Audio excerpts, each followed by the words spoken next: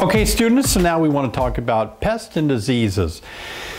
Well, fortunately, this is a beginner's course, and that means we're not going to go into great detail about pests and diseases. That's more in our advanced course. I encourage you to look online and see about taking our advanced course, where we actually take most of the things that I've explained to you in this beginner's course, and we go into more in-depth reasoning and management, reasons why we do things the way we do, but this is a basic beekeeping course.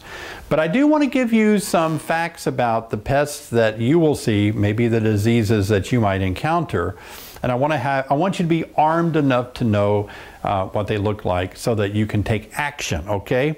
So in doing this, I've kind of used my years of experience and decided that there are basically 3 pests that you need to be concerned about. And that is the small hive beetle and the Varroa destructor mite and the wax moth. Those 3 are the ones that you're likely to encounter in your first few years in beekeeping. Now, they're not in order of severity. If they were, Varroa destructor is certainly #1 enemy. But small hive beetle, depending on where you live, like in the south, and the small hive beetle, wow, they really like humid kind of, they're from Africa, so they like that tropical type weather. But we have them in the north too. And wax moths have always been around. So let's get into these 3 pests that we have in our colony. Well, first we'll talk about the small hive beetle. The small hive beetle actually came in and became kind of familiar to beekeepers in the U.S. in about 1996. Can you imagine? It wasn't around until then. So my early years of beekeeping, I never saw small hive beetles. And then they just kind of, boom, you know, they can be really frustrating. The small hive beetles, as you can see in the picture here, they are about the size of a ladybug. And they're usually dark brown to black. And they scurry around in the hive, and you should kill them when you see them. All right, that's the best thing to do. It's we like to tell people it's best to keep your colony very strong. Stronger colonies can fight off these kind of pests a lot easier than small, weak colonies. And small hive beetles really do prefer those small, weak colonies that are struggling along. They're attracted to the scent of some of that pollen, the fermenting stuff in the colony. And so we recommend using a small hive beetle trap in your hive year-round. So the small hive beetle trap is a small disposable trap like this. You fill it with about a 1/4 inch of vegetable oil, and you place it between 2 frames. I recommend placing 1 in every box, so you'll need 3 in a box like this. They get up in the honey super, and what happens is, you can see these small little holes here. When it's filled with vegetable oil, the bees will chase the beetles, and the beetles will scurry and run down into these grooves. They will hit the oil, and that will kill them. And this vegetable oil it will kill bees, but because it's contained in this trap, the bees don't touch it. And it only hurts bees if they touch it. So be careful that you don't spill some on the top when you're filling it. But anyway, these are great to have. You just place them right between the two frames, anywhere in your hive, middle, edges, doesn't really matter, and trap those beetles. If you don't trap beetles and they really start taking over your colony, they just get so, your hive gets so infested with these beetles, what happens is these beetles can actually have a lot of larvae, beetle larvae, that will just start worming its way through your honey supers, and we call it sliming. They defecate and they just slime and breaks down the honey super, smells bad.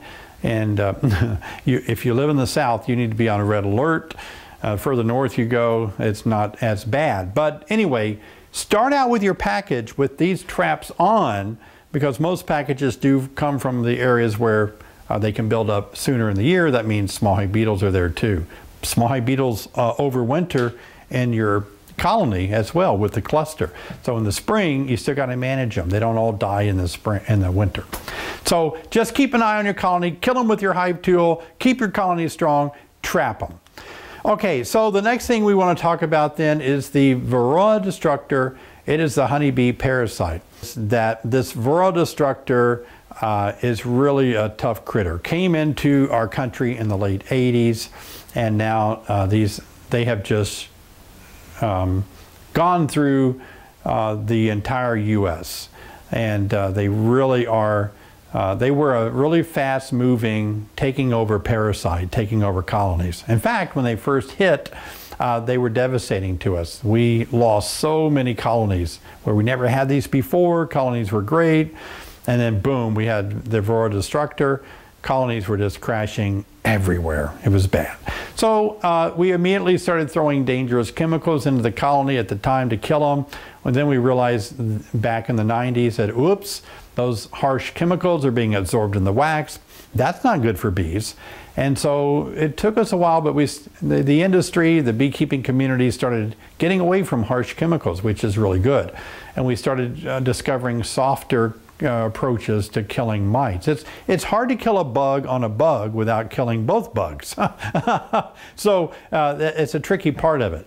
And that's something we really still haven't mastered yet, but we have got some good ammunition on controlling the Varroa mites. But let me show you her life cycle. She walks around as a foundress mite on the back of bees. And she looks like this, only a little smaller. This looks like a monster, doesn't it? So she'll be on the thorax there, as you see in your slide. And you can see one here on the back of a bee. Looks pretty big, doesn't it? You're not always able to see them with your naked eye, but you can wear reader glasses or use a magnifying glass, you can see them. And what happens is bees actually will start to feed the larva the last time before they cap it over so that the larva can pupate, the honeybee can pupate. And the Varroa destructor is smart enough to sniff out that pheromone timing and jump in that cell just before the bees cap it over. So what happens is she jumps down to the bottom of the cell where the developing pupa is, and it's there that she goes to town. She will suck the hemolymph from the fat bodies of developing bees. She will begin to have her offspring, first her son. He will mate with his sisters, and that's how mites fertilize. It's the insect world, it's kind of creepy. But you'll see that the male mite never leaves that cell, but as the pupa develops and finally as the bee emerges, you'll see that those new mites will come out of the cell. And what's really important, class, is that this is the reason you have to be a really good beekeeper. You have to control your mites. Think about it. If 2 mites are coming out every time a bee comes out, they overbrood the bees. They can outnumber the bees if you don't stay on top of it. And that's why you're taking this class with me, because I want you to be a really good beekeeper in how you manage your mites will keep your colonies healthier. And you can see in the base of the cell, there's a lot of crud down there where the mites have defecated, and there's some dead mites, probably the sons. And then it's all repeated again. So this is the cycle of what we're battling and trying to keep Varroa mites under control. With Varroa mite, this is what I recommend you do. The green drone comb. The green drone comb. Remember I told you about this? I said it's important that you think about the green drone comb. That's why, because this is one of the ways that you're going to trap the Varroa destructor. How do you do it? It's drone. The queen is going to lay drone eggs on here, and they're going to mature and become drones. Why do mites prefer drones? Drones take 24 days to mature from the egg until they become an adult and emerge. The Varroa mite knows that, and so they go into these cells because that extra 3 days, a worker bee takes 21 days to emerge. So the extra 3 days gives this mite more time to have more offspring. So they prefer the drone comb. So what we recommend you do, you put this in your hive. I recommend, class, that for now, just to keep your levels low, just put one of the green drone comb in your top deep box. Now, when you're first starting out with your package, you're going to have to put it down here so they can draw this out along with all their other frames. Where do you put it? Not right in the middle, but certainly not against the wall. So maybe the second or third frame over from the wall, from the center, would be a good place. Do it with your package. And that way, they'll start to draw this comb out, because this is a one-piece plastic foundation. So once it's drawn out, students, what's going to happen is the queen is going to lay unfertilized eggs in these cells. Unfertilized eggs become drones. They emerge in 24 days. The mites are going to be drawn to go into these cells. So after maybe a couple of weeks and you start to see that the bees are actually capping over the pupa, the larva, and they're starting to cap over the brood frame of all these drones, you take this out of your hive, you take it into your house, you open up your freezer, you take out your wedding cake. You're never going to eat that. It's got a freezer taste to it anyway, right? I don't know. And you put this in your freezer for 2 days. And it kills all the mites on there. It's awesome. So I counted this up one day. I decided, you know, how many cells are on here? I started counting, and then I got to about 12, and I thought, well, that's a waste of time. I'll just look on the internet. So there's 3,500 cells approximately on each side, so that's 7,000 cells. If a mite produces 2 offsprings per cell, and we got 7,000 cells, you could potentially kill 14,000 mites. That's pretty awesome. So this really does work. So after you freeze it, you take it out of the freezer, and what I do, I take it right back to the colony, I put it back in. Now I have 2 of these, so when I pull one out to freeze it, I put another one behind it, not to leave a gap, because if you leave a gap, you're going to get stray and funky comb, right? So you got to have something there to replace it. If you don't want to do that, just put the frame back in, your wooden frame, put it back in to take up that space. So when I take it out of the freezer, I put it right back in the hive. It's a frozen block of comb. They warm it up, and immediately, within a day or 2, they remove all the dead drones and all the dead mites on those drones. Now the question that many of you are thinking is, wow, that's a lot of drones to kill. Is that good? Doesn't the hive need those drones? Well, that's a valid point, but there's other areas of the colony on comb that they're raising other drones in other areas. Remember, a strong colony has only between 200 and 2,000 drones anyway. That's just to support other colonies that are swarming and need queens mated, not to support the hive itself. The drones in your hive don't do anything for your hive, right? They fly out and mate with virgin queens from other colonies. But that's still important. We need those drones. So don't worry about that, because yeah, let's say you lose maybe however many thousands of drones in this process. You actually force the queen to make them when maybe she didn't want to. She didn't have to, let's put it that way. It's not like she's sitting around saying, oh, I don't want to. But when she measures these cells with her front legs, the caliber shows her that these are large drone cells, and for some reason, the way science works, when she measures that with her front legs, she chooses not to fertilize the egg that she lays in these wider cells. Isn't that amazing? Wow. That's why if the queen's front leg breaks off, she becomes a drone layer. I know. Well, that's weird, and it's kind of cool. So this is a really good defensive measure to take against the Varroa destructor. You're not using chemicals. You're controlling them with a trapping method.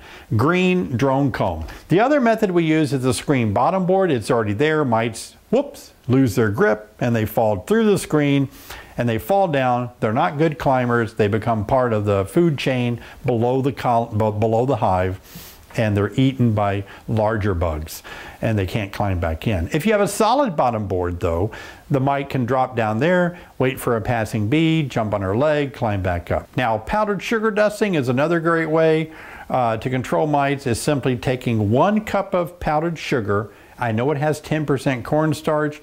That does not affect the bees.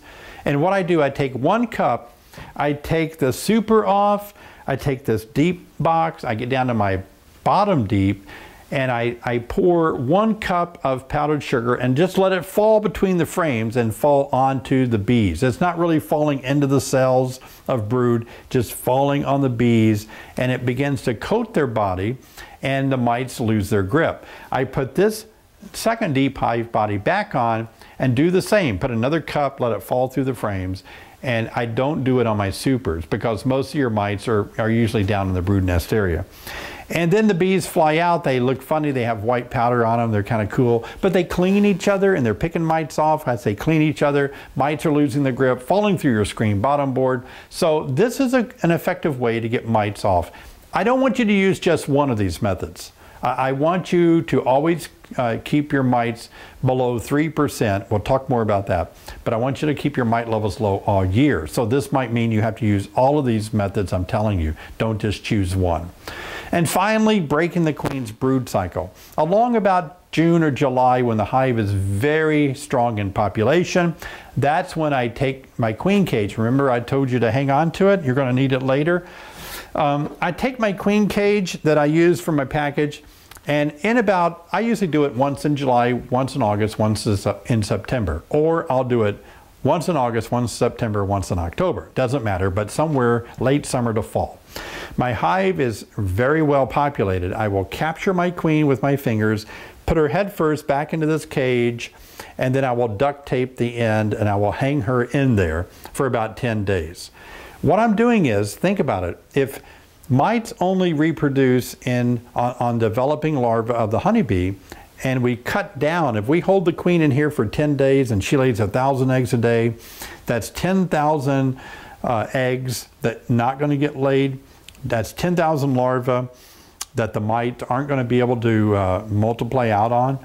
And so that's another way we can effectively control mites when it's their strongest in number. That's really critical.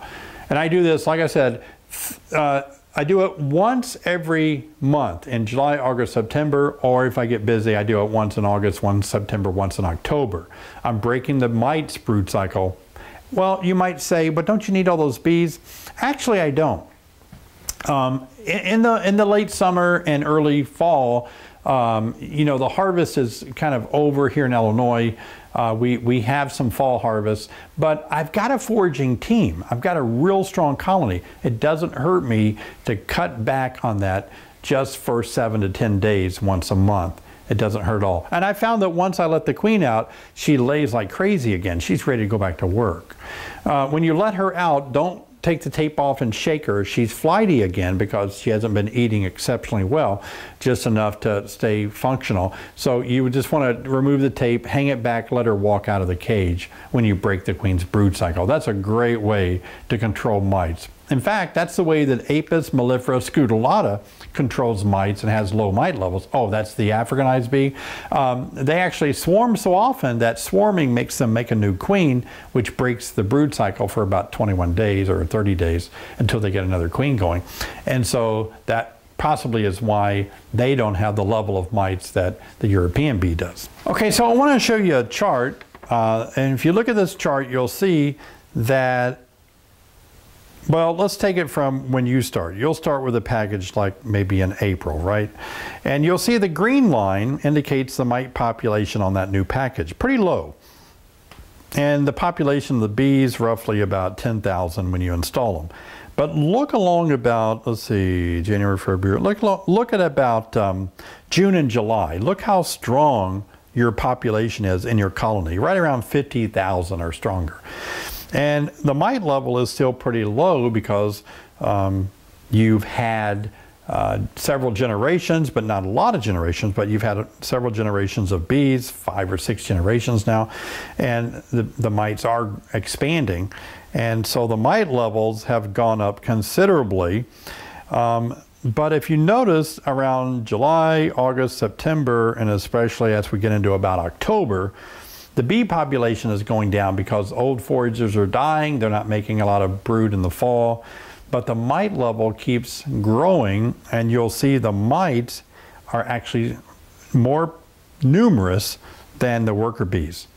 This is a traditional way that beekeepers keep bees, and it is wrong. I'm glad you're taking my class, because what I want to teach you to do is, when your colony in June gets to about 50,000, I want you to hold it there.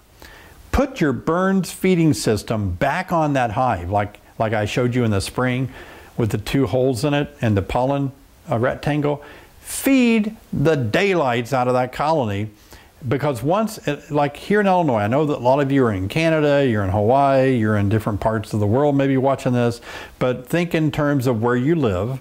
And wherever you live, think about how are you going to keep your colony strong all the time. The stronger the colony is, the more honey you make, and the better chances are of controlling pests and diseases. Keeping your mite level down is critical.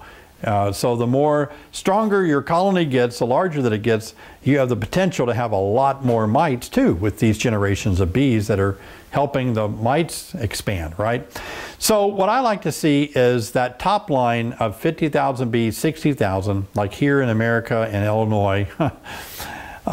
Bees are expanding, but then they drop off typically, but I keep feeding them, forcing them to have more and more brood to stay strong in population. And I keep my mite levels down to below 3 mites per 100 bees. And that's important that you test for mites every 30 days. In fact, let me show you how to test for mites. Let's go to the bee yard. Today I want to show you how to do a powdered sugar mite test. Very reliable source to get a benchmark on how many mites your hives are running. And you want to keep the mite loads at least less than 3 mites per 100 bees. We're going to find out how many mites this hive has. You're going to take a quart jar and make a mark. We usually take about a sample of a quarter cup or a half cup of bees, gives us approximately 200 to 400 bees.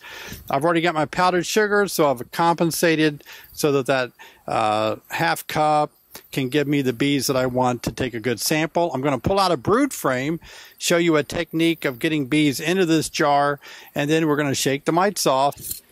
What you want to do first is take a frame that has brood on it, and I've already looked at this one and I can see brood on this. Make sure you don't have the queen on there. I've already inspected this colony for the queen.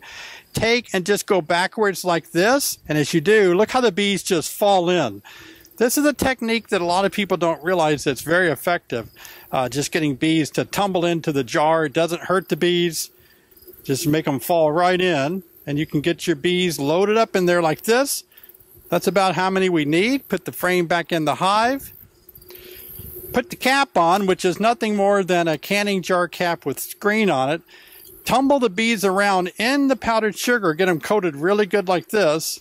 Doesn't hurt the bees, so don't be scared to give them a good shaking. They're all exoskeleton. And then once you do this for you might want to go a little bit longer. I'm showing you how to do it in 60 seconds, but you could do it like tumble them around for 2 or 3 minutes if you need to. And then just start shaking and see if you can get mites to come off. And you can add a little water like this, and if you add water, it will dilute the sugar and usually cause the mites to do some floating, and you can kind of take a look, see if there's any mites. And in this case, I still don't see any. We have some potential of these little critters being mites, but that's not a mite. So in this case, this hive, believe it or not, was mite free. So that's awesome. Okay, so simple process, right? I did it almost in 60 seconds there. And you can test for mites, and you got to do this. You really do. Start with testing your mites every 30 days. Now, do you need to test your package? Nah. Let's wait at least 1 month after you install your package. Let a generation come about. Then you can establish a baseline. Now, some people say, well, powdered sugar isn't effective as using alcohol or an ether roll. That's when you pour alcohol in a jar and you test bees by killing them, and mites fall off better on alcohol. Not going to do that. I don't know about you. I'm not crazy about killing 300 bees once a month. I do realize that that's a small sacrifice to make to get a mite control, but look, powdered sugar is going to give me a baseline, a consistent measurement. I can see whether I'm going up or down using the same method over and over again. And that way, when I do my powdered sugar test, I shake the bees off and they're healthy and fine. Plus, if I accidentally put my queen in that jar, she's not surviving an alcohol wash, but she will survive powdered sugar, and I'll just put her back in the hive. So I prefer to do it that way. You do what you want to. If you're an alcohol person, if you're an alcoholic, no, but if you're an alcohol person and you like to do that kind of a test, you can study it and read about it. It's something that I'm not going to do. I've done side-by-side comparison. My powdered sugar test results in the same number of mites. So it's fine to do it that way. But so by controlling the mite level at 3 mites per 100 bees all year long, That's going to prevent viruses. This is where mites are detrimental to a colony. Not so much that they're on them, they're biting them, but that they're spreading the viruses through their bites. And the bees that are dying in the wintertime, I would say a large percentage, maybe, you know, I have nothing to base this on, but my experience is well over half to 80% of the reasons that bees perish in the winter is from the mites that are spreading these viruses that bees can't control. And so we got to control the mites in order to control the viruses to keep a colony very healthy. I have great success in beekeeping. And last year I kept my mite levels down to 1.5. Those bees are doing great this winter. They're healthy, they're strong, and it's just fun to do. And so I'm sharing you things like the green drone comb, the screen bottom board, powdered sugar dusting, breaking the queen's brood cycle 3 times in the late summer, fall. These are great methods to keep your mite levels down. But again, what you want to do is keep your bees strong, and especially if you're going into winter, don't let the bees drop off in population and the mites get stronger. You got to keep your bees really strong and your mite levels really low. And that's the way to have successful beekeeping. You know, sometimes you just need to shake things up, and one of the things I like to shake up is this concept of treating your bees with a chemical in the spring to kill the mites, and then treating them once in the fall with a chemical to kill the mites. Makes sense? Not at all. Let me tell you why. Because once you kill all the mites in a colony with some chemical, it doesn't take any time at all. 30 days maybe, the mite levels are climbing back up pretty fast. So what's happening is every flower is a bus stop. And John's hive that's a mile away from your area, or a wild hive in a tree that's a mile and a half away from your house, those bees are flying to the same flowers that your bees are going to, even though you just killed all the mites in your hive with some expensive chemical and dangerous chemical sometimes. Well, your bees are going to fly back to that flower, right? The mites are going to jump on your bee and come right back in. She's going to jump into a cell. She's going to make 2. It just never ends unless you keep them under control every day. And so treating them once in the spring, once in the fall, you're allowing all the rest of the year for mite levels to climb and viruses to spread. So what I try to do, bees feed each other mouth to mouth. So if a bee has a virus and they feed another bee mouth to mouth, they're spreading viruses. When drones mate with virgin queens, they're spreading viruses that way as well. So we've got to cut down. When they feed the larva in the cell through their mandibular glands, they're feeding royal jelly that's tainted with viruses. So you've got to keep the mite level down. And that means keeping your mite level, the viruses down by keeping the mite level down. I'm really passionate about this. I really am. We want to blame farm chemicals, and we want to blame beet sugar. We want to blame GMO. We want to blame whatever. My bees died because I got a bad package from that guy, or I got a dud of a queen. Really? Probably viruses that killed your bees, and you just didn't want to put the energy in to keep your mite level down. So please don't do that. It's not fair to blame everybody else for that failure of controlling mites. Now, if you have controlled your mites like I do, and your bees are suffering from those things that I mentioned, chemicals and all that, be upset, take action, be proactive in stopping that. I'm all for that, don't get me wrong. But I also believe farmers have just as much right to farm land that they own and make crops that they want to, even though you may not like monocrops and all that. That is their livelihood, and they have a right to do that. But they don't have a right for their chemicals to kill our bees. I get that, okay? So let's just stay kind of nice about that. Let's don't get into a big battle. Let's do our part first in being very practical in how we manage our colony against the things that are really hurting the bees, Varroa destructor. So don't point a finger at the package B provider, the queen was a dud or anything until you know for sure that you did your part, you were testing your mites, and you had a very low mite level. Okay, so let's continue on with pests. Another pest that we're talking about, and again, I'm not going to go through all the pests that bees face because this is a beginner's class. You're wanting to get started, you don't want to be inundated with the negative bad news of pests. But these things are some things that you have to deal with as a beginner. Another one is wax moth. Wax moths are out there, you see them at night flying around your lights, bats eat them, and they love to come into a hive because they're really God's cleanup crew on cleaning up wax that's in a dying or weak colony so that it doesn't become more diseased. They're like roadkill, the rodents that pick up roadkill, the vultures that clean up our roads. That's what wax moths do. They come into a colony and they just start taking over. Now, colonies don't die. That's not the cause of what happened to a colony. Well, they got wax moths and died. No, something else happened. They got small. Wax moths came in and cleaned up.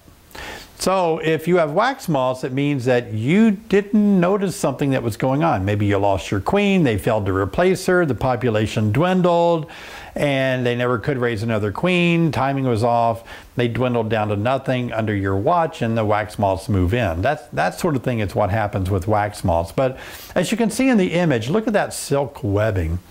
The wax moth does that. Now, is that comb bad? No, actually it's not. It's benign. You can use that again. Pull that off, clean it up. I would freeze it to kill any wax moth eggs, but I would use it in another colony, another hive. They'll clean it up, a strong colony, but you do want to freeze it just to kill wax moth eggs. But don't burn that. I know you look at that and go, oh, that's horrible, burn it. But don't burn it, it's good. It's just wax moth's silk webbing that the bees can clean up in another colony. So the wax moths produce these little larvae that walk around, and it can be a problem in your hive once you see it. It's devastating to you, I know that. I've had wax moth, and I've had a lot of them in my little mating nooks sometimes. When I have my frames too tight together and the colony gets weak in a little mating nook, wax moths move in there. It's kind of weird and gross, but it's not the worst thing in the world, okay? You can deal with it. The best thing to do about wax moths, keep your colony very strong, and I like to reduce my entrance all year long to give the bees less room to have to protect in the entrance, less area for bees to have, for wax moths to move in that quick. But a small colony is what you worry about with wax moth, not so much the very large colonies. They will keep that under control. And then, you know, mice can be a problem too, by the way.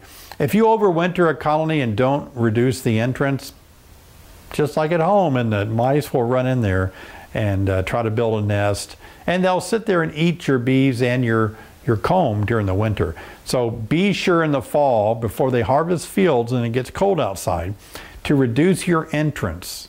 So usually the entrance reducer is all that you need. But in my case, I'm going to show you in a little bit how I overwinter my colonies. And I make an upper entrance and I just totally block off the lower entrance, and that way mice are not a problem. So do be concerned about mice in the fall to keep them out of your hive. No need to worry about it in the spring or the summer. Now, another subject that you might be wondering about is how do you place your hive orientation to north, south, east, or west, right? I understand that.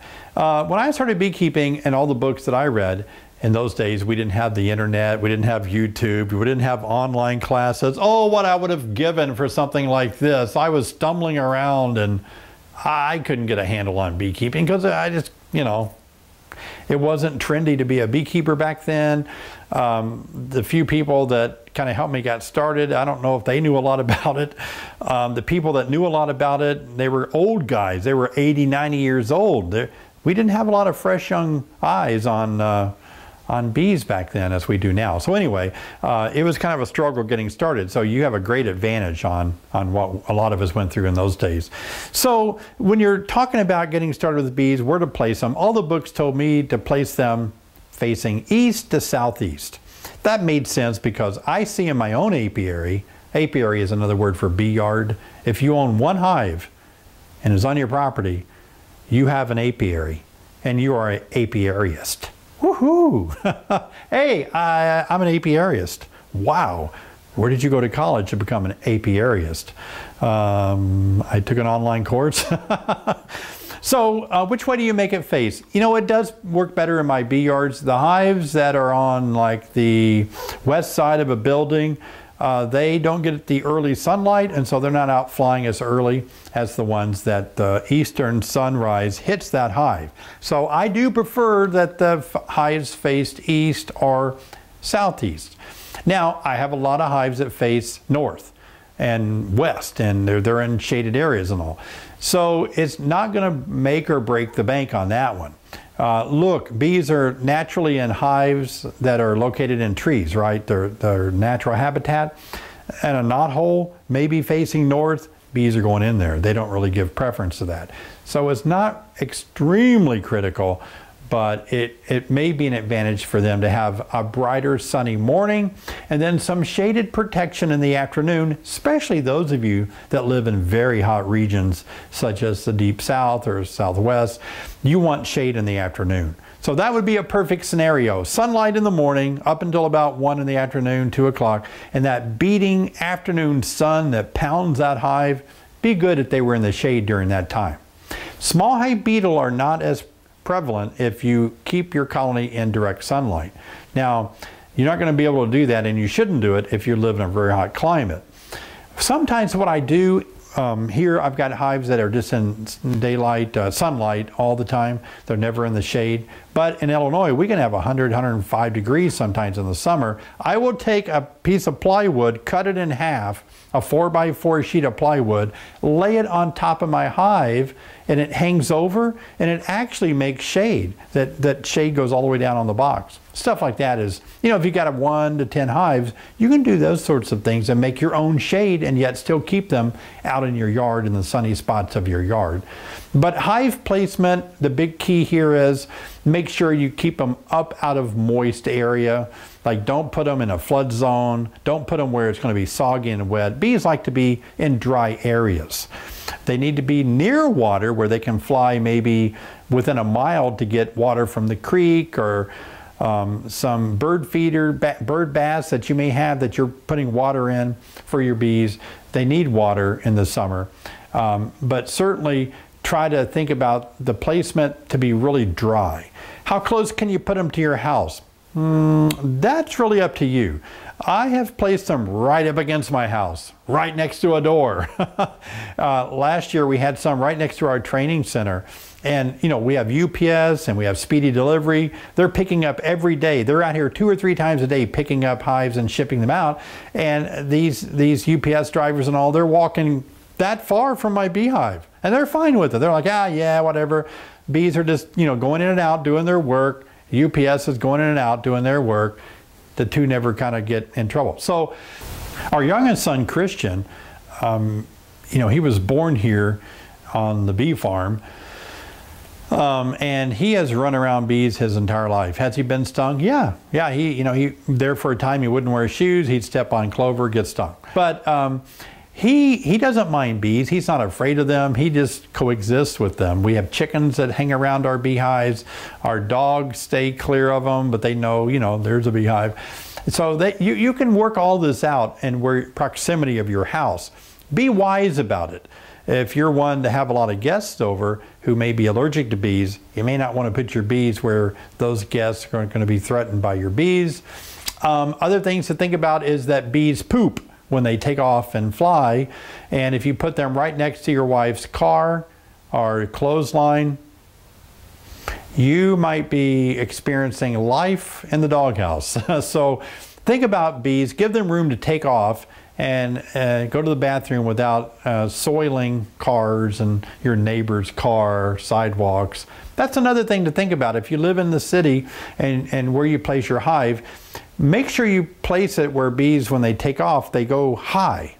Like if you put them, like here's a wall, if you put a beehive entrance facing the wall, because you're going to work them from the back anyway, when the bees come out, they'll see that wall, they'll just fly really high and get high altitude. Whereas if you have a sidewalk like right here and the bees are placed right here, they're going to take off and run into everybody on that sidewalk.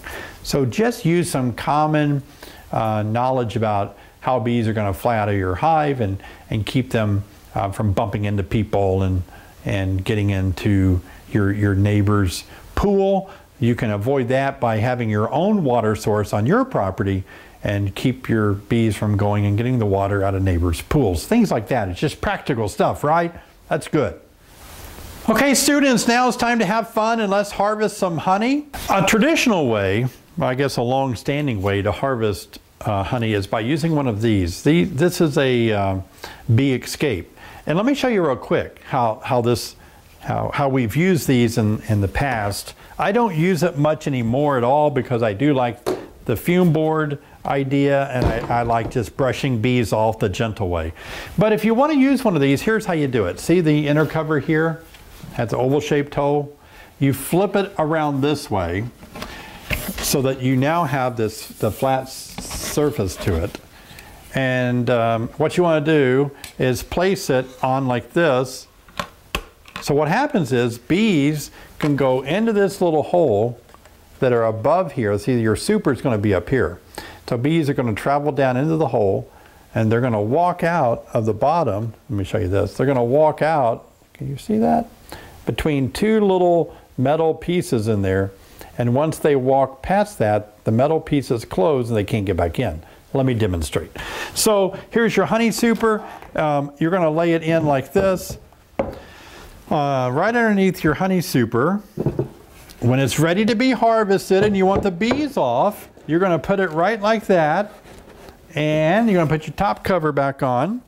And that way, you're going to give it about a week to 10 days for all those bees in there to walk through that little device, the bee escape. And as they do, they walk back down in here and they can't get back in. So you can come back later, all the bees are gone. Let me tell you about why sometimes this fails. Sometimes drones get stuck in there and they can't go forward or backwards, and the bees that are up there can't get out now. Or if there's a little bit of brood up there, those bees are never leaving. So you won't get all your bees out of there. Also, let me give you a word of caution. This was practiced pretty heavily back before small hive beetle. Now what's bad, if you get all your bees out of here, right? You've got all this honey up here and no bees to fight off beetles. So if you live in an area where you're really battling small hive beetle, do not use this method. Today I want to show you how to use bee robber, bad smelling butyric acid, to get bees out of your honey super so you can harvest the honey. A rag about this big, lay it across like this so that there are some areas where things can ventilate. And then the butyric acid, I suck it up into a little syringe with no needle, plastic tip. Now all you got to do, it may take 2 of these, you can kind of test it out, but then just start spraying it on here like this and let it soak in. Let it soak into the towel. If you want to, you can take your top cover upside down. You can do it like this, and you still have a little bit of room for the circulation of the air to pull the bad smell down into the hive. They won't run out of the front of the hive unless you leave it on for a long period of time. How long should you leave this on here? You know, I've found that if I leave it on here 5 or 10 minutes, it's plenty long to run all the bees out. But you can experiment with it. It may take 15 minutes, but they will leave pretty quick. Okay, so now it's finally time for us to harvest some honey, kind of coming down to the end of our online class. Got a few more things to say, but I want you to watch how you harvest honey. So this will make your cleanup a lot better if you just put a piece of cardboard down, and I'm going to set up some boxes and I can put my frames in after I've extracted them. So what I have here is just a box. Now you can spend a lot of money and actually purchase beekeeping equipment, or you can just buy a tub and you can actually put a nail through a piece of wood, and that helps hold your frame. Okay, this is another frame that might be a little more difficult to open. Let's see. You can see, oh no, it's going to be good. So I've got my wax. Might be safer If you're using a knife, don't cut your fingers. Make sure that you know where your fingers are at all times. Might be safer to cut down away from your body, away from your other hand. And you can see how I'm just cutting open the wax cappings. But I'm kind of running out of room. It's not as deep as I wanted it. It's not as pulled out. So I'll have to use my scraper.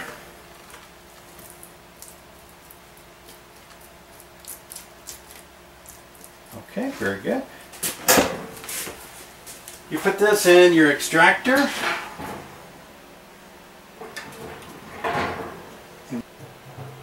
Then you want to put your plastic lids on if you have a small extractor like this. And by the way, this little extractor, there's no need to go crazy and buy the best and the biggest.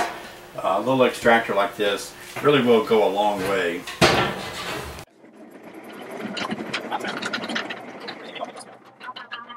So now we're just letting the honey flow out of the extractor through a strainer on top of a 5-gallon bucket.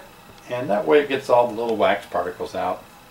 And it makes a real pure product. I use about a 400 micron filter, and that's about all you need really to. And it's really not filtering. I like to think of it as straining, so you have a real raw product. Okay, so that's interesting, isn't it? How we just kind of cut the comb off of right near the top of the foundation where the caps are, and that opens up that whole cell, all those cells of honey, and then by spinning it, it slings it out into your extractor. You use a micron filter. Really it's just a strainer, not even a filter. Pollen grains are still going through there to make that really good natural product of raw honey from your hive. And then simply using that gate on the bottom of your bucket, food grade bucket, to fill up your jars. I like to let my honey sit for about 3 days minimal to let the air bubbles kind of rise to the top of that bucket. Otherwise your jar is going to have more air bubbles in it. What does that mean? Nothing. It's only appearance is the only thing it affects. It doesn't affect the quality of your honey. It just means that instead of being really all pure honey, it's pure honey with a little bit of air bubbles that are visible in there. It's just something, if you're going to take it and try to win a blue ribbon, you need to get all the air bubbles out. If you don't care, eat it and enjoy it, right? But I do like to let it sit for about three days up to a week to let the air bubbles rise to the top of the big bucket. And then the gate, they call them, is at the bottom of the bucket, and you just fill up your jars from the bottom of the bucket. Okay, class, this has been awesome. I hope you've really enjoyed it. And I hope you've got a really good taste of what beekeeping means and what you need to do. You know, it's not simply just putting bees in there, walking away, and then coming back in 6 months and getting a jar of honey out of it. It doesn't work that way. There's husbandry. But what's neat about it, it's fun because it's an art too. To keeping bees, it's enjoyable. You're out there in nature, you're out in the sun, soaking up great sun. You're relieving some of the stress by getting your mind off of the concerns of this world, and you're just enjoying watching the bees work. Sometimes I just get a chair and a glass of lemonade, and I will just sit there and watch the girls go back and forth, in and out working, and it's so relaxing and enjoyable.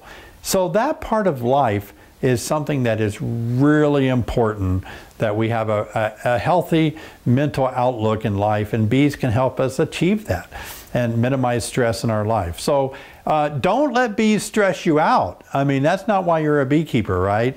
Enjoy bees and enjoy what they do. Enjoy as they grow, enjoy as they maybe suffer, and you have to learn to enjoy learning how to help them through their times of suffering when their populations may go down, giving them another queen or something. But enjoy that. Make that a learning curve. Make that something that you're glad to expand your knowledge about honeybees. So enjoy this whole process. It's really important that you enjoy it. And so I want to thank you for taking this online course. Sherry and I really appreciate your business. You're allowing us to be your mentor in beekeeping. If you want to continue on with me helping you, that is something that's an option. through Bee Team 6, you can continue. You get one free month of Bee Team 6 where you can get in contact with me and I can walk you through some of your struggles. After the 30 days, you can choose whether or not you want to continue. It is $19.97 a month, where you can call me, you can email me, and I do send you a weekly video like you're watching now, and I do send you tips on beekeeping. And so that's cool if you want to continue that. If you don't, hey, that's great too, I understand. So you have some options. You can always visit us at honeybeesonline.com. You can watch your YouTube videos of beekeeping that we make. But I really do want to thank you for being with us during these lessons. Finally, I want to let you know that there are a lot of available resources. I'll move out of the way and maybe we can put them over here. But there's a lot of available resources that you can pursue, and so just check all of these out and do those. Pursue that. Pursue other ways that you can get involved locally, nationally, or allowing us to help you more, whatever it is. You're going to need help along the way to be that fantastic beekeeper that I know you want to be. Thanks a lot. We'll see you next time.